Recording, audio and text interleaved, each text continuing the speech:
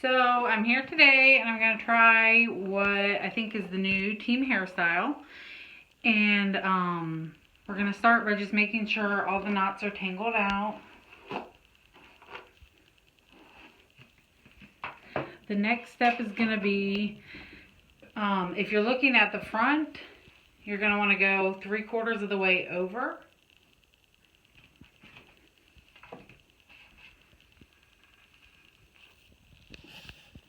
I like to use the end of a comb, whatever your preference is of how you can get a good straight part.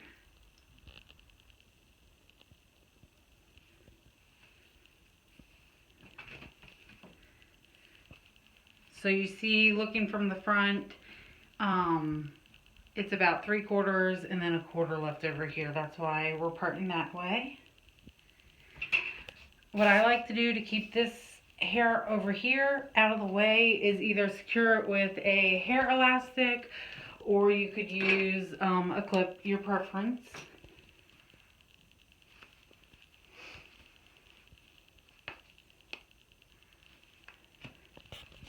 So the next step is going to be, can you sit up nice and tall?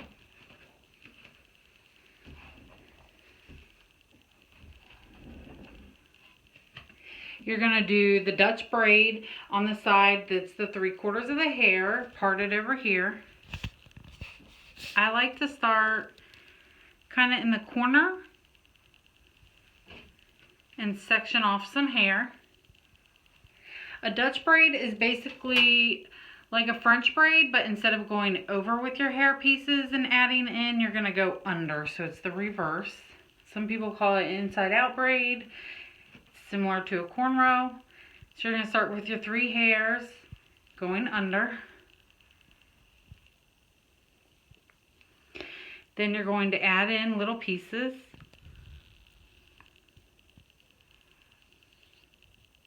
Add in and then under. Add in and then under. Add in and then under.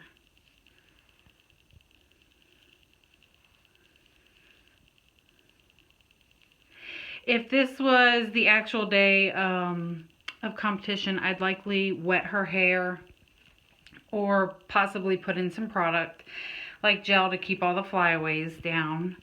And I'm kind of, as you can see, pulling it this way so that it's very visible from the stage, versus a regular Dutch braid would go straight back. So you're still just doing the adding the hair in and going under.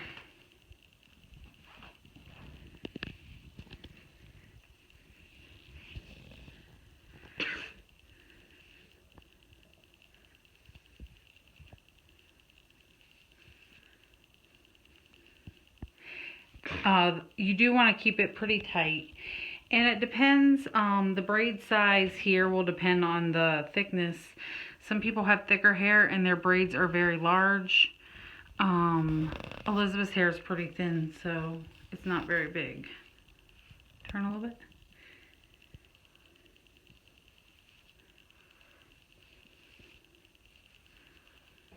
So I'm going to add in one last on this side.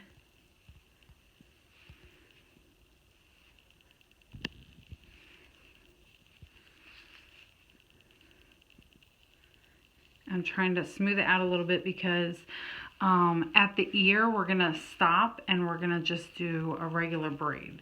So I wanted that to be pretty smooth there. I'm going to take the comb and just kind of... So now, instead of adding hair in again, I'm just going to finish out a regular Dutch braid.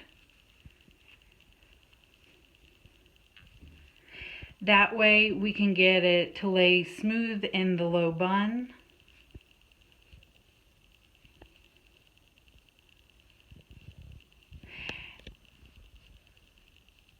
You want to go a good bit down because you're going to have to pull it over to here. And then I'm going to use just a small hair elastic. They come in clear and all different colors. I mean, you're going to remove it so it doesn't matter, but I'm going to use that style. So there's that.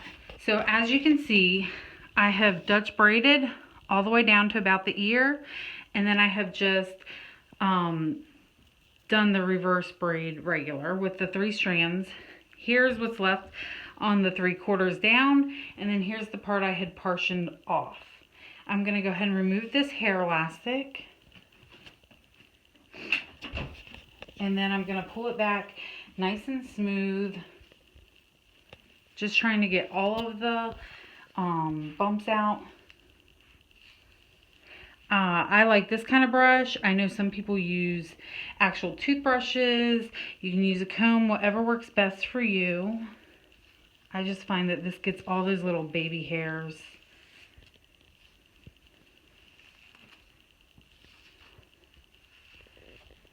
So you're going to kind of gather that down at the bottom of the neck about where your bun's going to be. Then we're going to pull this and lay it over top so that it looks just like this. And then I'm going to pull my hair elastic around.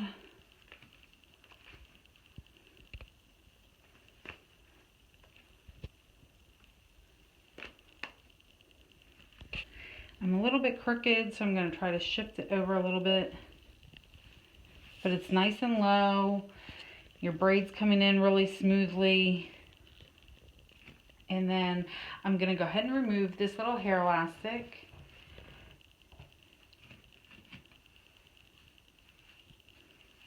And just kind of brush out that braid a little bit. For the girls that have longer hair or really thick hair, they would prefer us to do a classic ballet bun, low at the neck. Elizabeth's hair is a little bit too short still.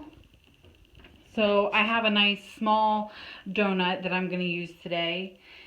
And I'm going to just place that over top of her ponytail. Then I'm going to need a second hair elastic for when I pull the hair around. Can you put your head down to your neck, or down to your chest, sorry. A little bit further, can you? And sit up big and tall. You're just going to smooth this out over top of your donut. Everyone does their hair a little bit different. Some use donuts, some use a different tool. And as I said, if you can get a nice bun without a tool, that is what they would prefer because they want it to look classic. So I've got it around and I'm looping it twice to make sure it's nice and secure. I prefer to go this direction with my hair. As you can see, there's some flyaways. If I was doing it for competition, I'd be probably using some product so they wouldn't be flying away as much. Now I'm going to use some hairpins to secure the hair into the donut. Hairpin is like this. It's got a wider opening. It's just what I prefer. They seem to stick in really well and hold the hair down.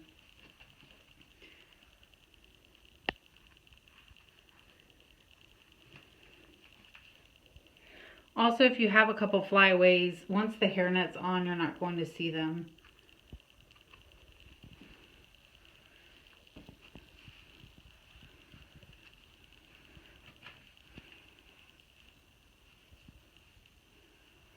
You do want to make sure and have coverage over the donut though, and not have that mesh poking through.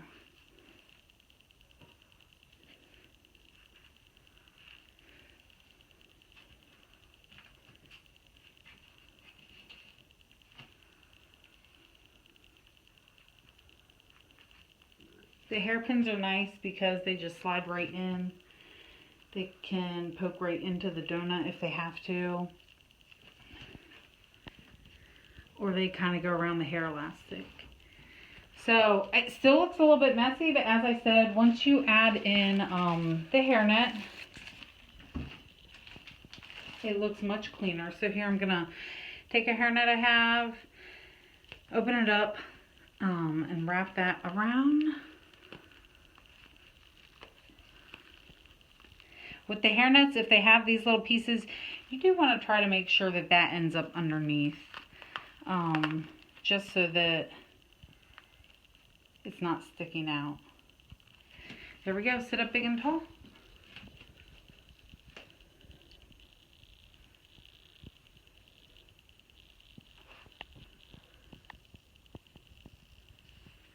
And at this time you could also, here I'm going to put her over in the light a little better. You could hairspray down any of these flyaways. You could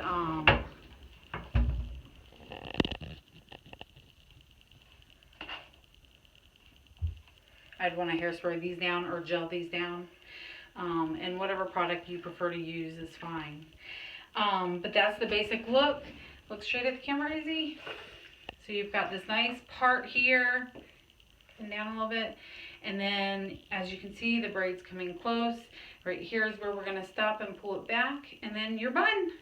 Thank you, everyone.